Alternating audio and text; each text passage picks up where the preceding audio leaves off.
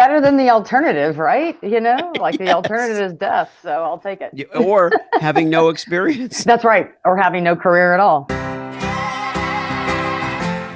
Martians landed. Yes. Wearing Prada suits. Yes. Drinking Henry Seltzer. Yes. Chewing juicy fruit. Yes, and? Your branding here. Yes, brand. Your message here. Yes, and? A verse about Yes. your product here. Yes. I'm Hersh Rephun. Yes, and? I'm a message therapist. Yes. And I have a podcast. Yes, brand. That's right, that's it. Yes. We'll help you fix the world. Yes. Or your bottom line. All right. Your bottom line. Get it. I get it. Welcome to the Yes Brand Podcast. Yes.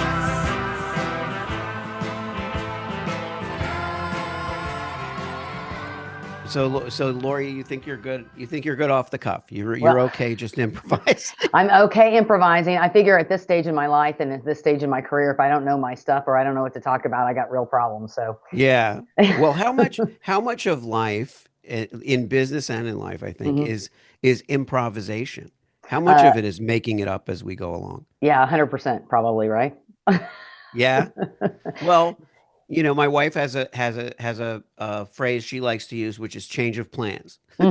Yeah. It's like you have a certain thing. When we were dating, it would be, okay, are you ready to do change of plan? Yeah. We're now doing this. And it's like you get used to it, no matter how organized a person you are. And things are going to change no matter how organized you are. So being rigid doesn't really help. The world doesn't bend to our whims. Yeah. Our life plan never really evolves to or matches what our expectations are. So you have to be really flexible and adaptable and learn to let things roll off your shoulders. First and foremost, I always tell my kids when they get super anxious about stuff, especially now in their stage, because one's a senior in college and the other one's a sophomore in college, and they get worked up about a lot of things. I'm like, man, your life is great now. Just wait till the real world hits. You're gonna have to learn to really let things go and don't get frustrated with simple little things, because that's life every day. So yeah. Well, that's a great place to start our introduction and our interview. If you've just tuned in, if you've just tuned into what's going on in your life and business, I'm sitting here on Yes Brand with Lori Asbury. Lori has a marketing and advertising firm called CMO Co. CMO Co, as you can see on the logo behind her if you're watching on YouTube, or you can hear on the logo behind her if you are if you are just listening. Lori has a quarter of a century. Do we like to say that? Yeah, I know, I think right? it sounds impressive. It certainly ages me, but that's okay. I mean, No, it doesn't. It is. It's actually No, even it more doesn't. than that. It's, yeah, I know, but it is what it is. I have kids who are a quarter of a century old. Better than the alternative, right? Like the Yes. alternative is death, so I'll take it. Or having no experience. That's right, or having no career at all. So yeah, no, I'm very proud. Yeah, whether it's senior level management experience, strategic brand development, organizational operations, consumer marketing, what Lori has going for her is an in-depth knowledge of assessing competitive landscapes. What are the key attributes of a brand? How do you build a strong and highly recognizable brand? And obviously, that's something that I do in my sphere of personal branding or small business branding. I think of the way I do branding as, it's personal brands, any brand that is truly personal to you and to whom you are personal. Like, it doesn't have to be named after you, but a personal brand is a brand that's a one person or driven by one vision, one person's vision. That's going to be a personal brand. You've been instrumental in the growth of billion-dollar brands like HGTV, Fox TV stations, CBS TV stations. People think of you as a very facile problem solver and a detail-oriented person. So I could read off, or I could, she has some really good, some good resume stuff that I sometimes I speed it up, because when I have people like you who are so accomplished, it takes It's too much boring. time. Yeah. It takes too much time to read, For sure. Yeah, no need, no need. We can just have our It's going to all conversation. be in the show notes. Exactly. All your master's degree, all your degrees, your Cornell, Gaylord College, all of this stuff, all leads to you being deeply committed to the care, protection, and well-being of animals in your That's ASPCA true. work. Mhm. So that's really important. And I always think that the passion and the mission that people have outside of what they do as a professional expert. It tells you a lot about the person. Um, but welcome to Thank you. Yes Brand, Thank you. and let's talk. I like the improv kind of starting point about improvising life. Mhm. Mhm. You know, tell us a little bit about because CMO Co was clearly, as we've alluded to, not the first stop Yeah. in your professional journey. Sure. So, Mhm. give us a little background. Yeah, talk about improvisation. So yeah, I worked in media, major media companies for really the entirety of my career up until 2011. And I had moved to Knoxville in 2007 to head up marketing, creative, and brand strategy for HGTV. So I oversaw essentially the internal ad agency of HGTV. So my team consisted of 50 people, 50 plus people, and I had creatives, I had graphic designers, I had PR people, brand builders, media buyers, media planners, all of the like on my team. And I lost my job in a corporate reorganization and had to make kind of a personal decision. I had been in television, really in media television, for like I said, my entire career. And in that profession, you move around a lot. So you Yeah. move from city to city, and the way you move up the ladder is you move from smaller markets to larger markets, and you take on bigger roles as you go. And really, when you get to be super senior level, like a senior vice president role, there's a lot of turnover because there's a lot of turnover ahead of you in a lot of cases. And so, in a new president will come in or a new CEO will come in and want his own team or her team and so forth. And so there's just a lot of transition and that's all great. And it was a great ride. But in 2011, when I lost my job at HGTV, I had small children. I had I can't remember their ages at the time, but when I moved to Knoxville, they were 5 months I thought old. you were And going to say I can't remember their names. no, I I can can't remember remember. their names. I just can't remember how old they were. I guess it was more like Yeah. 4 or 5 for my daughter and maybe 7 for my son. Right. Right. It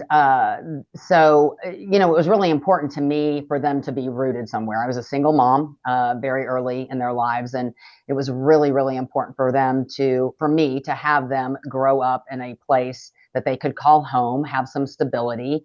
And I knew that in media, you just move around a lot, and I would be doing that kind of grind, if you will, for Hmm. a lot of future years. And I just didn't want that lifestyle for my kids. And to be frank, I also was ready for a change. And so I just kind of started exploring my options and happened to, be introduced to somebody who was looking to start a full service marketing company. He owned a web development company.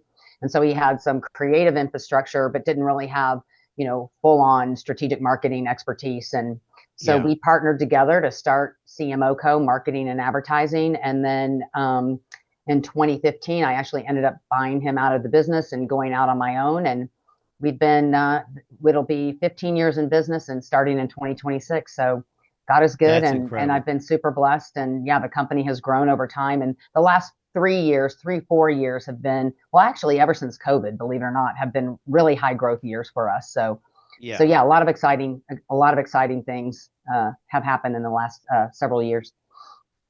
Well, what really interests me is the transition from as someone who has not really worked in corporate. I've had Mhm. corporate clients. I've Mhm. never been, the employee of a large corporation or had clients who are well, I have had billion-dollar brand clients, but I was the small creative marketing, Mhm. independent agency thing, the boutique agency thing. So I was always where people went to get an alternative view to Mhm. what the corporate world Mhm. was doing. Mhm. Um, but at the same time, I identify with people who make that shift to say, okay, now I'm going to go out on my own. I'm going to start my own agency. I'm not going to be in-house at a corporate giant. Um, so CMO Co, when you started it, what was the vision for how it might be different or how it might be unique? Yeah, absolutely. And the thing that's so cool is that, to be honest, it's really evolved even over the 15 years. But initially, and it still is true to this day. So I don't, because our core target, I would say our core target audience or our target customer is really businesses that are anywhere from $1 million to $100 million in income. I mean, we'll certainly work with organizations over 100 million. Um, Very rarely do we work with companies under a million, but usually 1 million to 100 million. The reason I say over 100 million is a little bit of a stretch because usually they have an internal CMO, they have an Yes, internal yeah. chief marketing officer, and probably more have internal resources. So our primary niche was really to serve organizations that might be in high growth mode, that need somebody who is extremely strategic, that can work with C-suite, individuals who can understand uh, income, business goals, sales goals, and how to align marketing and advertising strategies to achieve those goals. And so we really filled the spot of a chief marketing officer for organizations that didn't necessarily have one or really need one full time, that they just maybe needed that strategic insight.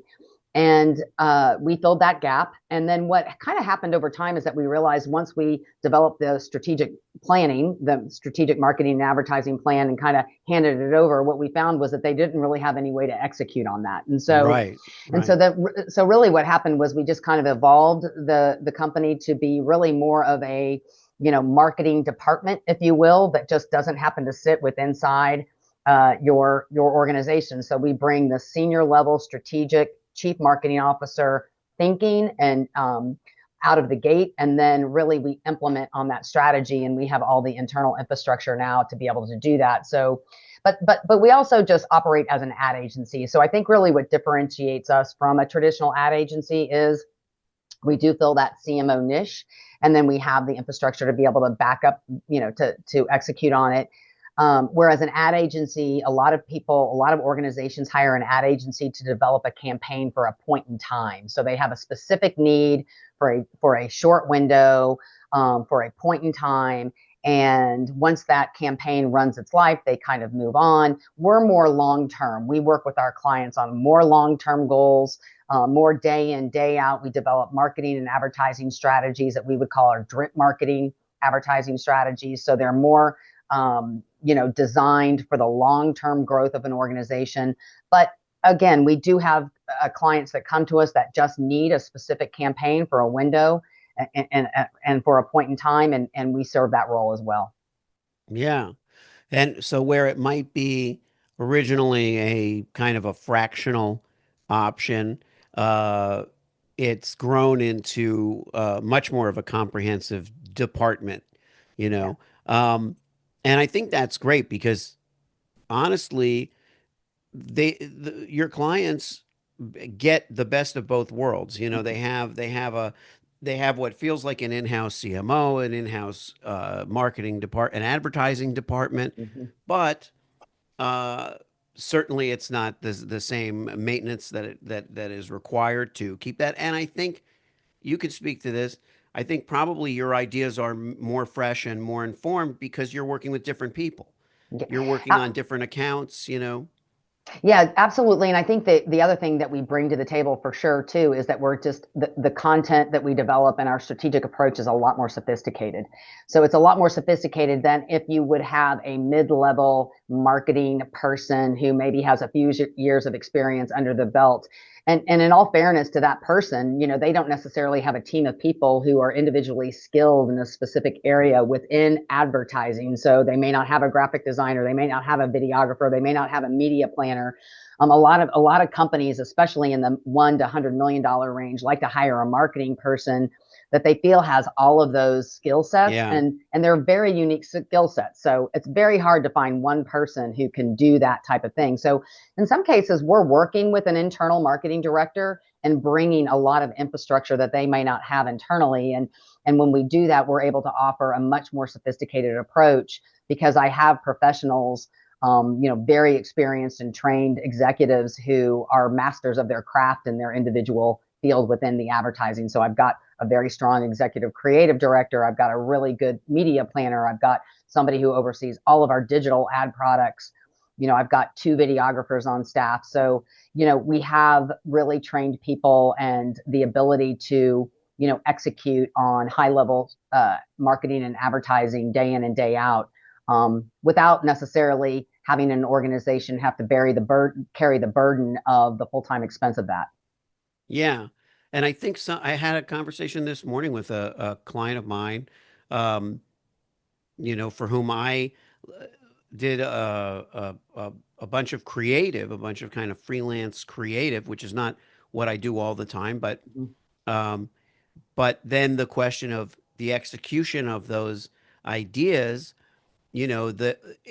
that's a very different expertise. And what we realized was, the real problem has been translating the concept Mm-hmm. to the content creator, so to speak. Because Mm-hmm. when you're dealing with social media, as we are in this case, Yeah. you know, when you don't have a team, you don't have the continuity. When you do have a team, you're a little bit limited, but you're paying more.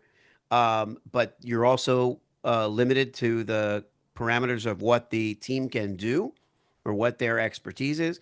But the bottom line is, I think there's a lot of expectation that people can do all kinds of things. People can do, that executing is just literally executing on the idea. It's not. It's a marriage of the sensibilities of everything from the client who originated whatever the goals that have been set, to the marketing, the CMO and the marketing department who have put together strategy and ideas that are going to work, to the creatives who bring those to life, and then the production and post people who execute it, and everybody has to be on the same page. Right. you No, know absolutely. It is really, it's like a orchestra, and people don't necessarily see that way, or they sometimes don't understand or actually value, the expertise that a team of strategic marketers can bring to the table. And I think that's why our business model is such a great solution for so many companies, because what you pay us, let's say you pay us $5,000 a month, $6,000 a month, $7,000 a month, whatever it is. Let's say, we'll use $5,000 a month as an example. That's 60 hmm something $1,000 a year, right? So it's going to be hard pressed to find a decent one person marketing, a full-time marketing person that has maybe 5, 6 years under their belt for that yeah, salary, right? So you can pay us that. And granted, we won't be full time, but we'll bring 10 people to the table, and we'll divide and conquer. And because we are so experienced, and because we do have robust infrastructure and the tools and the resources, we're highly efficient. So we're able to bring a much more strategic approach, a much more sophisticated output of the content that we create.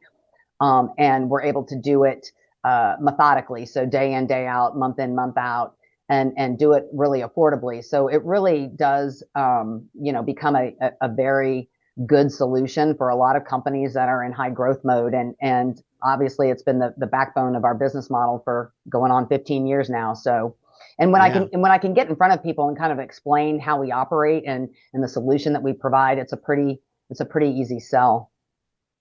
yeah. Well, speaking of which, so what kind of clientele do you work with, or do you like most to work with?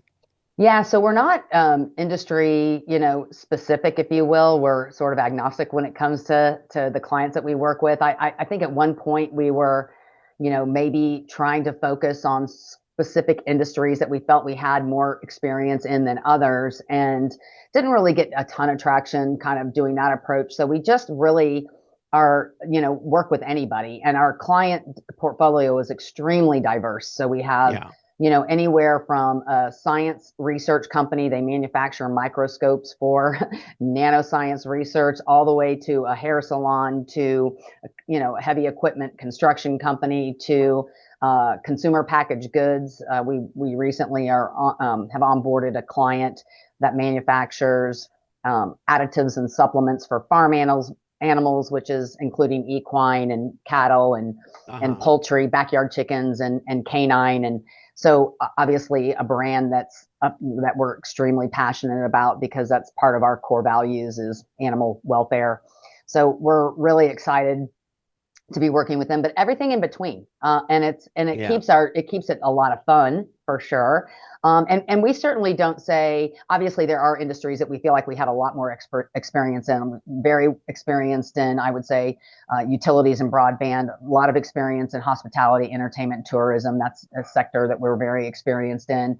But we do, know it as our job for us to get our arms around an industry and a business pretty quickly. And that's why we always start with the development of a strategic plan, like a written strategic plan out of the gate. And that allows us the opportunity to spend the first 8 to 10 weeks when we onboard a client, developing a strategic plan where we are looking at their industry, their competitive marketplace, how they're positioning themselves, how they're differentiating themselves, what tools they're using, what the trends are in the industry. And it helps us shape a plan for them that is truly unique for them to be able to reach their business goals. So yeah, that's why we kind of really spend a lot of time focused on that right out of the gate. Doesn't mean that we won't be doing marketing activities along a parallel path with that, but our priority out of the gate is really to get our arms around a specific company and their industry and make sure that we have a good understanding. But we do rely on our clients to help educate us and certainly to communicate with us and